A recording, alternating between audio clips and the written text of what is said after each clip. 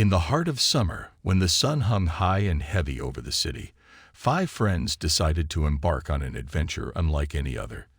They were brought together by a shared love of laughter. But lately, their laughter had taken on an artificial tone, punctuated by the constant pings and buzzes of their smartphones. It was time for a change.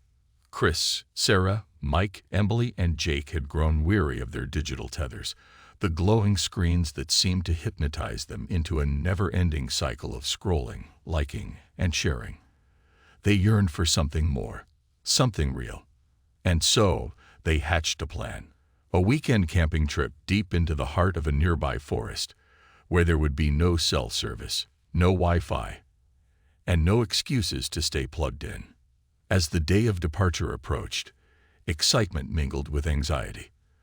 Could they really go without their beloved devices for an entire weekend? Chris, in particular, had reservations.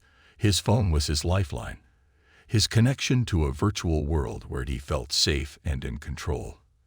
But something deep inside him yearned for adventure, for the simplicity of life unplugged. On a sunny Friday morning, the group gathered at the edge of the forest, their backpacks loaded with camping gear and a few old-fashioned board games. Chris clutched his phone, hesitating for a moment before finally powering it down and stashing it in his backpack. The others followed suit, switching off their devices and tucking them away. As they ventured deeper into the woods, the absence of notifications and distractions became palpable. At first, there were awkward silences and furtive glances toward the backpacks, but gradually, something magical began to happen.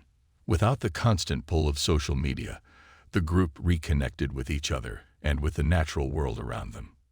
They set up camp by a tranquil lake, and the evening was filled with laughter, stories, and the joy of simply being present. Mike, a talented guitarist, strummed a few chords by the campfire, and the others joined in with improvised songs and dances. Sarah marveled at the stars overhead, their brilliance unmarred by light pollution. As the night deepened, they gathered around the fire, the crackling flames casting flickering shadows on their faces. Chris, who had always been the first to pull out his phone during lulls in conversation, was now engrossed in a game of cards with Emily and Jake. He couldn't remember the last time he'd felt so connected to his friends.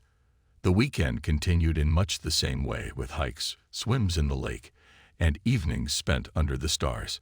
Without the distractions of social media, the group rediscovered their passions and dreams. They talked about their future aspirations, their fears, and the adventures they wanted to undertake. As the trip came to an end and they packed up their campsite, Chris realized that he had not once missed his phone. In fact, he felt more alive and motivated than ever before. He had found a new sense of purpose and determination, inspired by the real connections he had forged and the beauty of the world around him. When they finally returned to the city, Chris powered on his phone, but it no longer held the same power over him.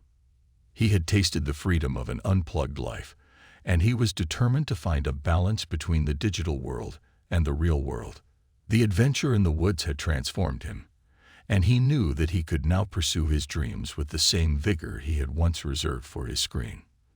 In the end, it was not the fear of missing out on the virtual world that drove Chris to change, but the realization that he was missing out on the beauty of the real one.